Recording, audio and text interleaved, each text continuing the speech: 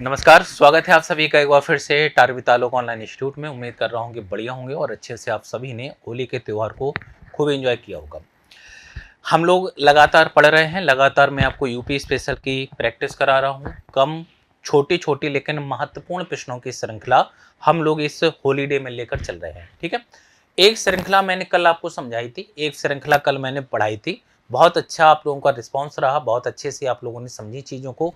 अब इसके आगे हम लोग बढ़ रहे हैं, एक और महत्वपूर्ण श्रृंखला है, ठीक है? ज़रूर देखिएगा क्योंकि ये मैं ऐसे क्वेश्चन आपको करा रहा हूँ जो बिल्कुल एकदम बेसिक क्वेश्चन हैं। और अगर आप पिछले 2-4 वर्षों का क्वेश्चन पेपर उठाकर देखेंगे, तो आप यह पाएँगे कि यहाँ से डेफ़िनेटली क्वेश्चन बनते हैं। यहाँ से डेफ़िनेटली क्वेश्चन पूछे गए, ठीक है? आइएगा, तो बिना किसी देरी के इन 20 महत्वपूर्ण प्रश्नों की ओर हम चलते हैं, समझते हैं कि कैसे-कैसे यहाँ से क्वेश्चन बनते हैं और क्या इनके आंसर हो सकते हैं, क्या इनके उत्तर हो सकते हैं। चलिए, आइएगा, तो पहला क्वेश्चन ये है, बताइएगा इस प्रश्न के लिए सही आंसर क्या होना चाहिए? ये प्रश्न है, हरिदास जयंती प्रतिवर्ष मनाई जाती है। हरिदास जयंती प्रतिवर्ष कहाँ मनाई जाती है? अगर आप लोग कभी वृंदावन गए होंगे, तो वहाँ पर एक जगह है निधिवन, है ना? मैं निधिवन जाऊंगी, है ना? गाना भी आप लोगों ने सुना होगा। तो निधिवन नाम की वहां पर एक जगह है जहां पर भगवान श्री कृष्ण रास रचाते थे, है ना? गोपियों के साथ। ऐसी मान्यता है, वहां पर जाइएगा। मैं गया था तो वहां बताया गया था कि मान लीजिएगा कोई टूरिस्ट यहाँ पर घूमने आता है, कोई घूमने आता है और रात में अगर वो निधिवन में रुक गया और उसने भगवान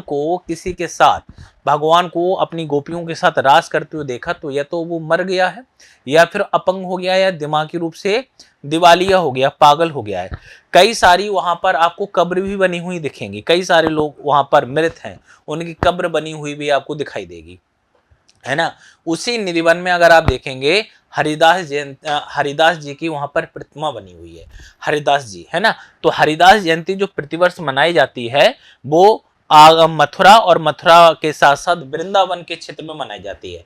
अब यहाँ पर देखिएगा दोनों ऑप्शन दिए गए हैं, मथुरा भी दिया गया है और वृंदावन भी दिया गया है। तो जिला तो मथुरा है ना, केवल वृंदावन में थोड़ी ना, पूरे मथुरा में। अब मथुरा के अंतर्गत जो आपका बरसाना है, गोकुल गांव है आपका, उसके बाद वृंदावन हो गया, इन सभी जगह मनाई जाती है। तो हम लोग सही आंसर इसका करेंगे मथुरा में। सही आंसर हम इसका क्या करेंगे? सही आंसर करेंगे मथुरा, ठीक है? झांसी में जल महोत्सव मनाया जाता है, याद रखिए, कई बार पूछा गया। जल महोत्सव का आयोजन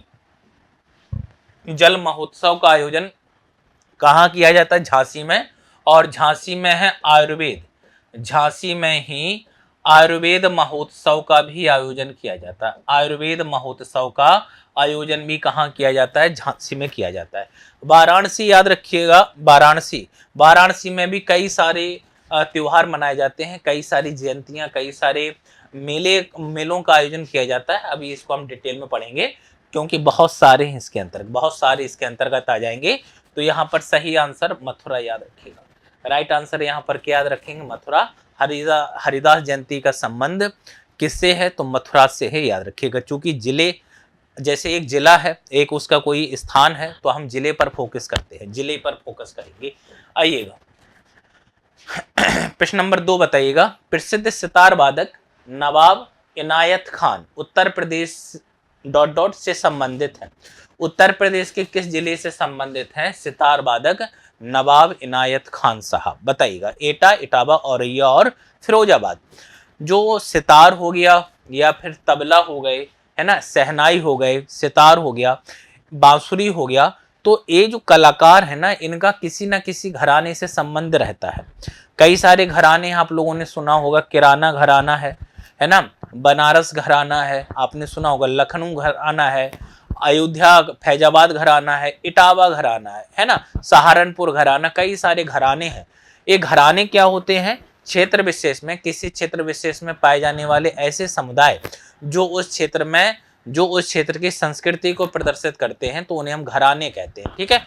तो इनायत खान जी जो है वो एक सितार वादक हैं और ये इटावा घराने से संबंधित है। और अगर जिला भी पूछ ले तब भी आप सही आंसर बताएंगे इटावा। सही आंसर क्या बताएंगे आप? सही आंसर बताएंगे इटावा। सही आंसर क्या बताएंगे? सही आंसर आप इसका इटावा बताएंगे, इटावा, ठीक है? तो इटावा घराना याद रखना है आपको। क्या याद रखना है? इटावा घराना याद रखिएगा, ठीक है? आइएगा, 2 के बाद प्रश्न नंबर 3 देखिएगा और 3 के लिए आंसर बताइएगा। बहुत बढ़िया प्रश्न है, बहुत बढ़िया प्रश्न है। गुरु गोविंद सिंह स्पोर्ट्स कॉलेज, गुरु गोविंद सिंह स्पोर्ट्स कॉलेज की स्थापना उत्तर प्रदेश में कहाँ हुई? ये उत्तर प्रदेश का पहला स्पोर्ट्स कॉलेज है, ये भी याद रखिएगा।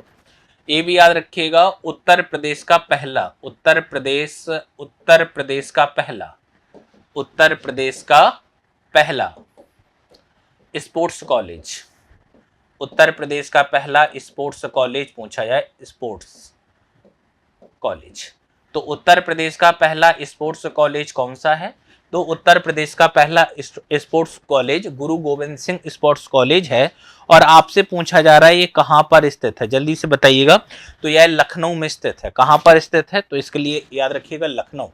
गोरखपुर में भी स्पोर्ट्स कॉलेज है, गोरखपुर में भी स्पोर्ट्स कॉलेज है जिसका नाम है वीर बहादुर सिंह, वीर बहादुर सिंह पूछ ले, वीर बहादुर सिंह स्पोर्ट्स कॉलेज, वीर बहादुर सिंह स्पोर्ट्स कॉलेज पूछ ले अगर स्पोर्ट्स कॉलेज।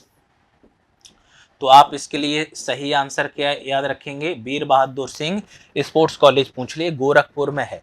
चलिएगा कमेंट करके आप मुझे बता दीजिएगा बाद में कि मेजर ध्यानचंद स्पोर्ट्स कॉलेज कहाँ पर है।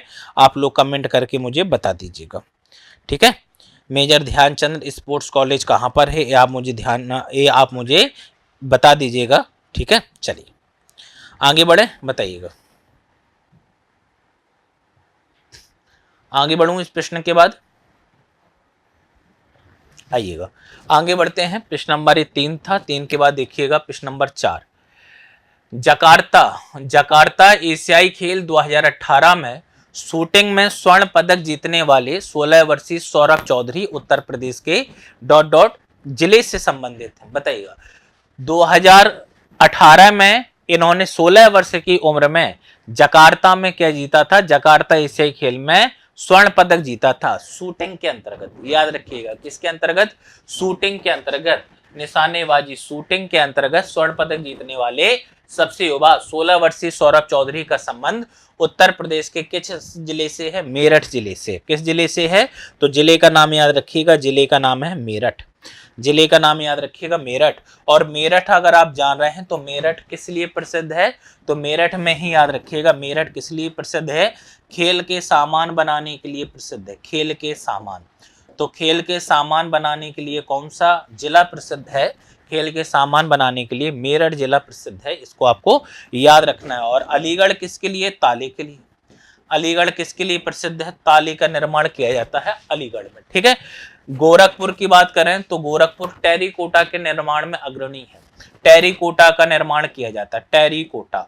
तो टेरिकोटा का निर्माण कहाँ किया जाता है? टेरिकोटा का निर्माण गोरखपुर में किया जाता है, ठीक है। तो यहाँ पर सही आंसर ऑप्शन सी हो जाएगा मेरठ। सही। सौरभ चौधरी का संबंध किस शहर से या किस जिले से है? तो सौरभ चौधरी का संबंध मेरठ जिले से है, ठीक है। आइएगा 4 के बाद आपकी स्क्रीन पर है प्रश्न नंबर 5। 4 के बाद आपकी स्क्रीन पर प्रश्न नंबर 5 है। बताइएगा निम्नलिखित में से बुंदेलखंड का लोकप्रिय लोकगीत कौन सा है? बताइएगा बुंदेलखंड का लोकप्रिय लोकगीत कौन सा है? बिरहा, बिरहा, ठीक है। ये पूर्वांचल और सोनभद्र के क्षेत्र, पूर्वांचल में गाया जाता है बिरहा, है ना। आल्हा, रसिया, लंगुरिया। तो रसिया जो है याद रखिएगा यह ब्रज क्षेत्र का है। रसिया कौन से क्षेत्र का है? तो रसिया ब्रज क्षेत्र का है। आल्हा अगर आपने सुना होगा, आल्हा उदल 2 भाई थे, है ना, और माहिल इनके मामा थे, युद्ध लड़ा था इन लोगों ने। तो आल्हा उदल की जो प्रेम गाथाएं हैं वो बुंदेलखंड में लोकगीत के रूप में गाई जाती हैं। आल्हा उदल, है ना, बोलते हैं ग्रामीण क्षेत्रों में लोग बाग गाते हैं। मैं छोटा था, है ना, तो समझ में नहीं आता था ये गा क्या रहे हैं। जब क्रिकेट मैच खेलता था, मैं क्रिकेट मैच खेलने जाता था तो रोड पर देखते थे कि बहुत सारे लोग बैठ के एक जो मेरा गांव है वहाँ पर एक बहुत घना बरगद का पेड़ है और वहीं पर कई सारी दुकानें हैं। मतलब बहुत अच्छा वीआईपी गांव टाइप का है हमारा, है ना। मेरे गांव में अगर बताऊं मैं आपको तो मेरे मतलब ताऊ समझ लीजिएगा, है ना, दूर है लेकिन ताऊ परिवार जिसको बोलते हैं, आईएएस अधिकारी हैं, कोई भैया, एक भैया दो भैया ऐसे हैं, जैसे अभी एक भैया हो गए हैं एसआई हो गए हैं, वो है ना, कई सारे अध्यापकों की तो कोई गिनती नहीं है। और गांव में देखा जाए तो सचिवालय में भी भाई लोग हैं, है ना, तो अच्छा खासा एक गांव है ना। आईआईटी एक भैया है, मेरे ताऊ के लड़के हैं, रामलला निरंजन, है ना, वो कोटा कोटा और जम्मू कश्मीर में आईआईटीएंस को पढ़ाते हैं, बड़ा नाम है उनका, है ना, आईआईटीएंस को पढ़ाते हैं वो। तो एक समृद्ध गांव है। तो जब हम लोग अपने घर से क्रिकेट खेलने जाते थे, छोटा था, 4-5 में पढ़ता हूँ, 7-8 तक, 8 तक मैं ग्रामीण क्षेत्र में ही रहा हूँ। तो देखता था कि ये लोग कुछ गा रहे हैं, लेकिन वो समझ में नहीं आता था और बहुत जोश में गाते थे। भाई वीर रस प्रधान है ना, वीर रस प्रधान है, और वीर रस प्रधान होने के कारण जब बहुत जोश में गाते हैं तो चिल्ला चिल्ला गाते थे, तो हम भी देखते रहते थे आखिर ये गा क्या रहे हैं। समझ में तो आता नहीं था, ये समझ में आता था कि हाँ कुछ चल रहा है, ठीक है, बस ये समझ में आता था कुछ चल रहा है, ढोल मंजीरा बजते थे, बढ़िया गाते थे, ठीक है। तो आल्हा उदल की जो प्रेम कथा, सॉरी, आल्हा उदल का जो लोक कथाएं हैं वो बुंदेलखंड के क्षेत्र में प्रचलित हैं, वीर गाथाएं हैं इनकी, है ना, वीर रस प्रधान है इनमें। चलिएगा, आइएगा 5 के बाद देखिएगा आपकी स्क्रीन पर प्रश्न नंबर 6। 5 के बाद आपकी स्क्रीन पर प्रश्न नंबर 6 के लिए आंसर बताइएगा। उत्तर प्रदेश की विशिष्ट नृत्य शैली कौन सी है? उत्तर प्रदेश की विशिष्ट नृत्य शैली कौन सी है? कथक, भरतनाट्यम, ओडिसी, कुचिपुड़ी। तो कुचिपुड़ी का संबंध तो केरल से है, कुचिपुड़ी का संबंध तो कहाँ से है? केरल से है। ओडिसी का संबंध ओडिशा से है, ओडिसी का संबंध कहाँ से है? उड़ीसा से है। भरतनाट्यम का संबंध कहाँ से है? भरतनाट्यम का संबंध जो है, याद रखिएगा, भरतनाट्यम का संबंध तमिलनाडु से है। और कथक ये उत्तर भारत से संबंधित है, और उत्तर भारत में भी ये कहाँ? उत्तर प्रदेश, ठीक है। तो उत्तर प्रदेश के लखनऊ में राष्ट्रीय कथक संस्थान है। तो उत्तर प्रदेश या उत्तर भारत की जो विशिष्ट नृत्य शैली है वो कथक है। वो कौन सी है? कथक। तो 6 के लिए सही आंसर ऑप्शन ए हो जाएगा।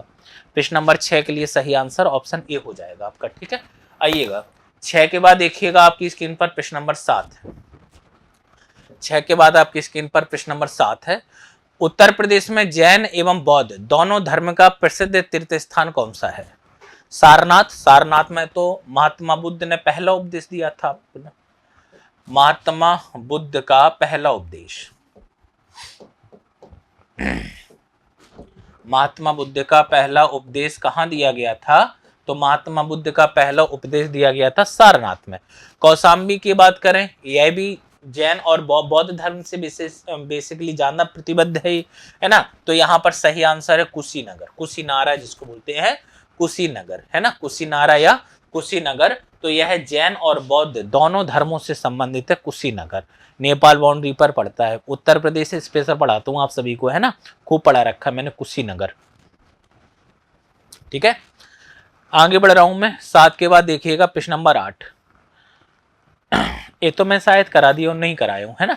निम्नलिखित में से कौन सा एक उत्तर प्रदेश का लोक नृत्य नहीं है? चरकुला। कल वाले सेशन में देखिएगा चरकुला मैं बताया हूं। चरकुला जो होता है ये कहाँ? चरकुला जो होता है रसिया के क्षेत्र में होता है, सॉरी चरकुला जो होता है रसिया बोल गया, ब्रिज, ब्रिज के क्षेत्र में होता है। चरकुला का संबंध कहाँ से है? तो चरकुला का संबंध जो है वो ब्रज क्षेत्र से है, ब्रज। चरकुला का संबंध ब्रज क्षेत्र से है। दादरा, दादरा गाए जाते हैं, है ना, दादरा गाए जाते हैं, और दादरे ना केवल गाए जाते हैं बल्कि डांस भी किया जाता है। जैसे शादी के अवसर पर दादरे गाए जाते हैं बुंदेलखंड के क्षेत्र में, है ना, और कई सारे मांगलिक कार्यक्रम होते हैं वहां पर भी गाए जाते हैं। लेकिन बेसिकली मैंने ऐसा देखा है कि जब शादी होती है, जैसे जब मेरी शादी हुई थी तो मेरी पत्नी जब आई थी तो फिर दादरे कराए जाते हैं, और दादरे कराने का जो कार्य होता है वो दीदी और बुआ जी का होता है। उसमें कुछ सामग्री भी बांटनी होती है, टिफिन है, प्लेट्स हो गई, है ना, या फिर टिफिन हो गया, या पानी की बॉटल्स हो गई, इन सभी को बांटना होता है, कोई ना कोई निशानी देनी होती है, ठीक है। तो ये दादरा जो है ये बुंदेलखंड क्षेत्र का है, बुंदेलखंड। कर्मा में आपको पढ़ाई दिया हूं, कर्मा आपका सोनभद्र के क्षेत्र का है। कर्मा आपका कहाँ का है? सोनभद्र क्षेत्र का है। मुरिया ये आपका छत्तीसगढ़ क्षेत्र का है। मुरिया जो है ये आपका कहाँ का है? मुरिया जो है ये आपका छत्तीसगढ़ क्षेत्र का है। तो 8 के लिए सही आंसर हो जाएगा ऑप्शन डी, मुरिया। 8 के लिए सही आंसर हो जाएगा ऑप्शन डी, मुरिया, ठीक है। आइएगा प्रश्न नंबर 9। चलिए प्रश्न नंबर 9 बताइएगा, सोचिए समझिए और इस प्रश्न के लिए आंसर कीजिएगा। ढोला लोकगीत लोकप्रिय है, ढोला लोकगीत कहाँ का लोकप्रिय? ढोला लोकगीत आगरा मेरठ में प्रसिद्ध है, प्रयागराज कानपुर के क्षेत्र में, गोरखपुर जौनपुर के क्षेत्र में, लखनऊ सहारनपुर। तो लखनऊ कहाँ है, सहारनपुर कहाँ है? ये तो बहुत दूर हो गया ना, लखनऊ सहारनपुर का क्षेत्र है। तो यहाँ पर बताइएगा ढोला लोकगीत।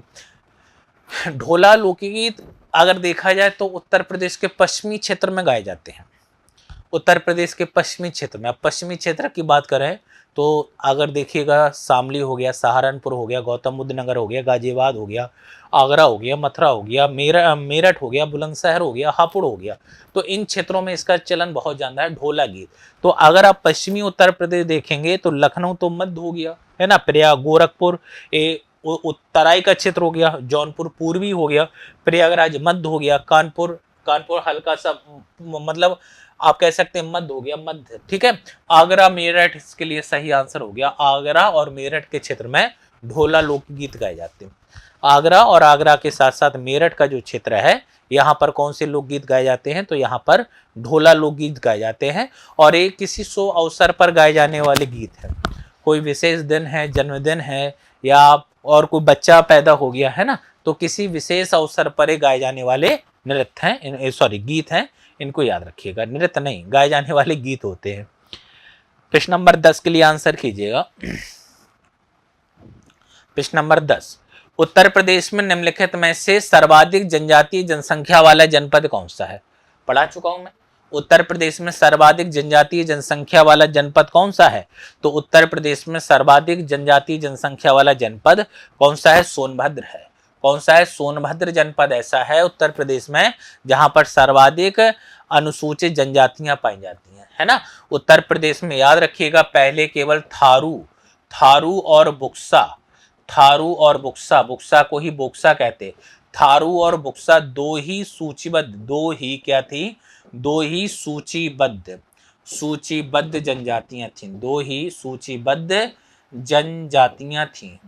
ही जनजातियां ऐसी थीं जो सूचीबद्ध थीं। दो ही सूचीबद्ध जनजातियां थीं।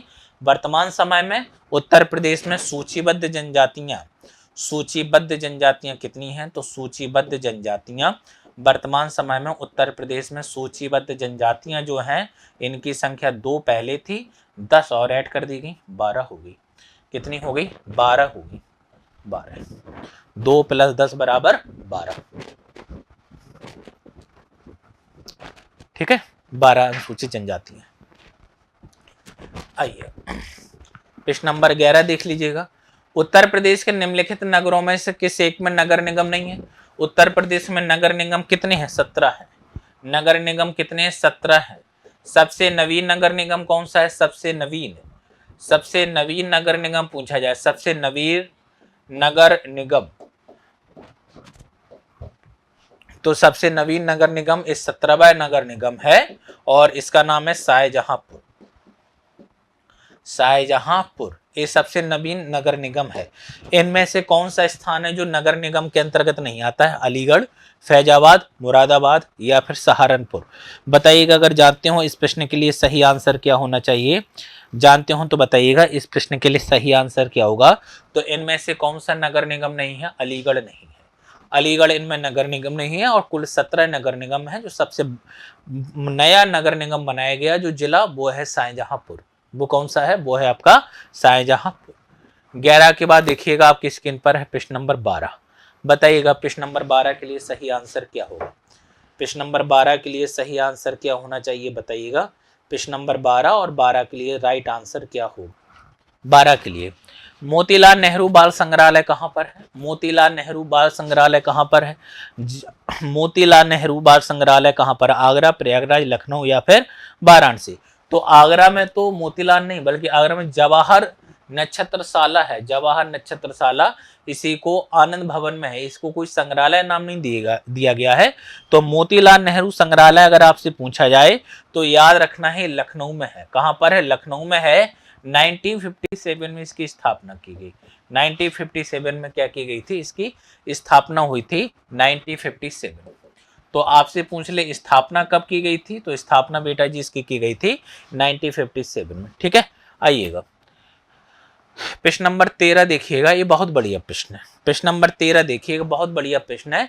प्रश्न नंबर 13 में क्या कहा जा रहा है, उत्तर प्रदेश में कल्प योजना संबंधित है। उत्तर प्रदेश में कल्प योजना किससे संबंधित है? प्राथमिक शिक्षा से, माध्यमिक शिक्षा से, उच्च शिक्षा से या प्राविधिक? प्राविधिक शिक्षा का मतलब हो गया तकनीकी शिक्षा। प्राविधिक शिक्षा का मतलब हो गया तकनीकी शिक्षा। कल्प योजना का संबंध किससे है? ठीक है, तो माध्यमिक शिक्षा से है, उच्च शिक्षा से है, प्राविधिक शिक्षा से या फिर प्राथमिक शिक्षा। प्राथमिक शिक्षा का मतलब क्या होता है बेटा? 1 से 5। प्राथमिक शिक्षा का मतलब क्या होता है? 1 से 5 तक की शिक्षा। माध्यमिक शिक्षा का मतलब हो गया 6 से 8। उच्च शिक्षा का मतलब हो गया 8 से लेकर 12। ठीक है, और 8 से बल्कि ग्रेजुएशन, 8 से लेकर 12वीं तक की परीक्षा और 12वीं से लेकर ग्रेजुएशन तक की परीक्षा, है ना। 8 तो हुई है ना, 9 से लेकर 10, 11, 12 ये हो गया। और उच्च शिक्षा में ग्रेजुएशन भी शामिल हो जाती है। ग्रेजुएशन हो गया या फिर आप हायर एजुकेशन भी बोलते हैं इसे। ग्रेजुएशन हो गया, ग्रेजुएशन के बाद आप पोस्ट ग्रेजुएशन करेंगे, पीएचडी करते हैं, डीफिल करते हैं, तो ये हायर एजुकेशन के अंतर्गत आ जाएगा। किसके अंतर्गत आ जाएगा? हायर एजुकेशन के अंतर्गत आ जाएगा। तो कल्प योजना उत्तर प्रदेश सरकार के द्वारा चलाई गई थी और उत्तर प्रदेश सरकार में प्राथमिक शिक्षा के क्षेत्र में, प्रदेश सरकार के द्वारा प्राथमिक शिक्षा के क्षेत्र में नए आयाम लाने के लिए प्राथमिक शिक्षा को, क्योंकि प्राथमिक शिक्षा ही 1 से 5 की शिक्षा ही इन सभी का आधार है। बच्चा जितने अच्छे से 1 से 5 तक की कक्षाओं में शिक्षा दीक्षा ग्रहण करेगा, उसका बेस उतना ही मजबूत होगा और आगे की शिक्षा में वो अपना विशेष योगदान दे पाएगा। भाई जिसका 1 से 5 तक का बेस बहुत बढ़िया बना होगा, जिसका 1 से कक्षा 5, जब कोई विद्यार्थी अगर 1 से 5 तक की परीक्षाएं देता है और उनमें टॉपर करता है, तो ये मान लिया जाता है कि आगे भी बहुत बढ़िया करेगा, है ना। अब 1 से 5 में अगर बच्चों को हम ईमानदारी पूर्वक पढ़ाते हैं, यदि 1 से लेकर कक्षा 5 तक के बच्चों को हम ईमानदारी पूर्वक पढ़ाते हैं, मेहनत के साथ पढ़ाते हैं, अच्छे कंटेंट के साथ पढ़ाते हैं, तो जाहिर सी बात है कि जब ये बच्चा माध्यमिक या उच्च या प्राविधिक शिक्षा में जाएगा तो जरूर झंडे गाड़ेगा, है ना, बहुत बेहतर करके आएगा। आप स्वयं से देख लीजिएगा। मैं अपनी बात करूं, मैं ग्रामीण पृष्ठभूमि से पढ़ा हूं। 1 से लेकर 10 तक की परीक्षा मेरी ग्रामीण स्तर पर है। बेस उतना ठीक नहीं था लेकिन कंपटीशन में पढ़ा और, है ना। आप सोचिएगा, लेकिन मैं जिस स्कूल में पढ़ा हूं वो हमारे यहाँ का बहुत बढ़िया स्कूल था। गांव में जरूर था लेकिन उस ग्रामीण स्कूल में आसपास के जितने भी गांव थे, हमारे गांव के आसपास, वो उन सबसे विद्यार्थी आते थे। आप समझ लीजिएगा कि एक छोटा सा गांव, छोटा नहीं है, बड़ा गांव है, लगभग 3000 की वोटिंग है, एक बड़ा सा गांव और उस बड़े से गांव में एक ठीक ठाक स्कूल, और उस स्कूल में आसपास के कम से कम 7 से 8 गांव के बच्चे आते थे। तो कितनी बढ़िया, बहुत बढ़िया शिक्षा दी जाती थी। कहने को जरूर वो ग्रामीण स्कूल है लेकिन शिक्षा बहुत अच्छी थी, है ना। तो उत्तर प्रदेश सरकार का ये मानना था कि अगर हम बच्चों को प्राथमिक स्तर पर बेहतर शिक्षा देंगे तो जाहिर सी बात है कि वो माध्यमिक, उच्च और प्राविधिक शिक्षा में बेहतर कार्य करेगा, अपनी कायाकल्प को बदल लेगा, अपने भविष्य को बदलने के लिए कार्य करेगा, और इसीलिए इसको नाम दे दिया कल्प योजना। क्या नाम दे दिया गया? कल्प योजना। ठीक है, आइएगा। उत्तर प्रदेश सरकार के द्वारा उत्तर प्रदेश प्राथमिक शिक्षा के लिए, उत्तर प्रदेश के द्वारा प्राथमिक शिक्षा के लिए स्कूल चलो अभियान कब शुरू किया गया? इसका दूसरा संस्करण भी प्रारंभ किया गया है। इसका दूसरा संस्करण भी प्रारंभ किया गया है, योगी जी ने प्रारंभ किया है। इसका दूसरा संस्करण कहां से किया बताइएगा? करंट का है।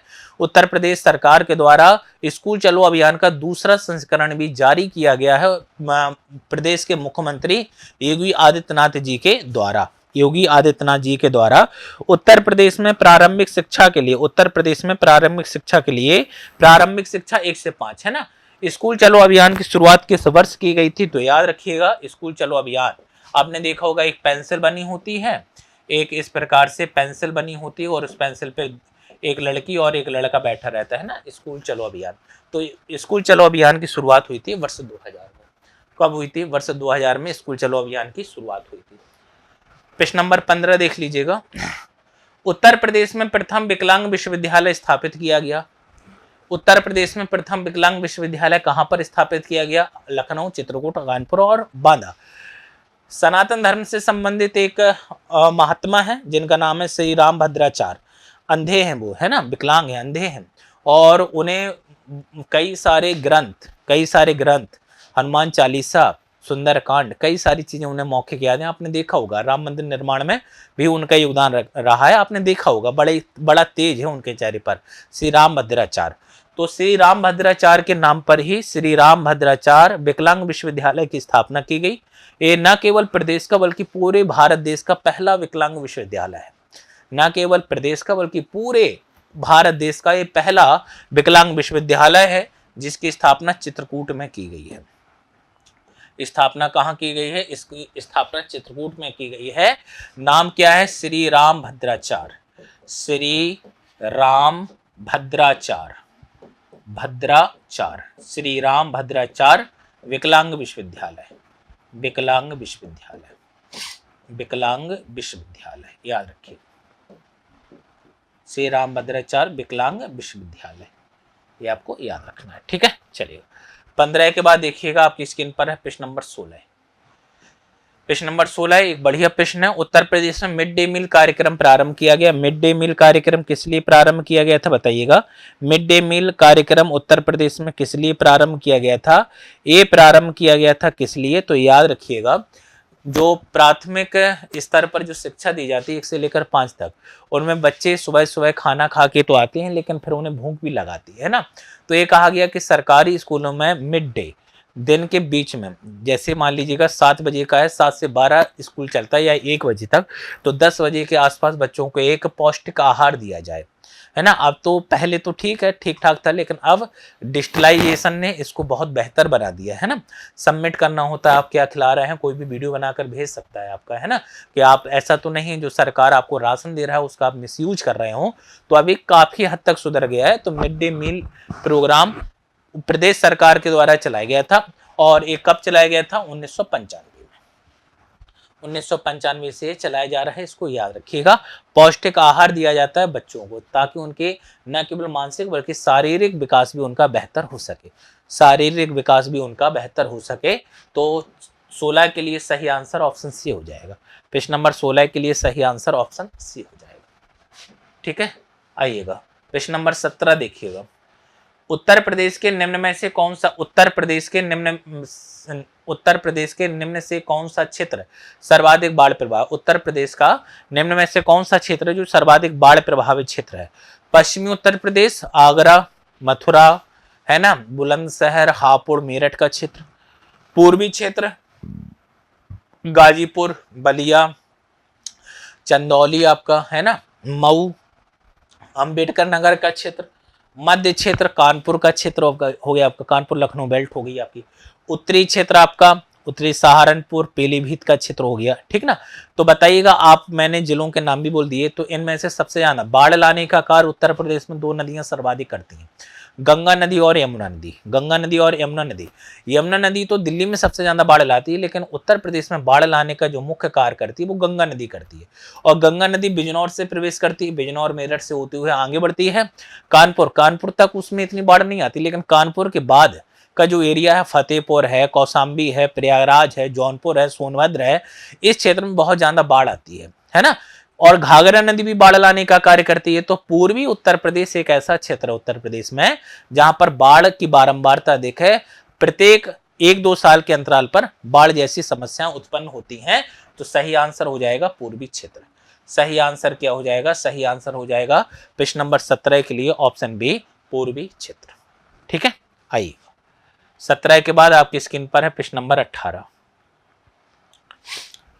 उत्तर प्रदेश में पहली बार वर्ष 1887 में प्रकाशित होने वाले दैनिक समाचार हिंदुस्तान, दैनिक समाचार का मतलब है प्रतिदिन निकलता था। जैसे अभी आते हैं ना, आप न्यूज़पेपर पढ़ते होंगे, तो अब प्रतिदिन न्यूज़पेपर आते हैं। न्यूज़पेपर 3 प्रकार के होते हैं, प्रतिदिन भी हो सकता है, साप्ताहिक भी हो सकता है, मासिक भी हो सकता है। 3 तो ये होगा, एक वार्षिक भी हो सकता है, वार्षिक रिपोर्ट।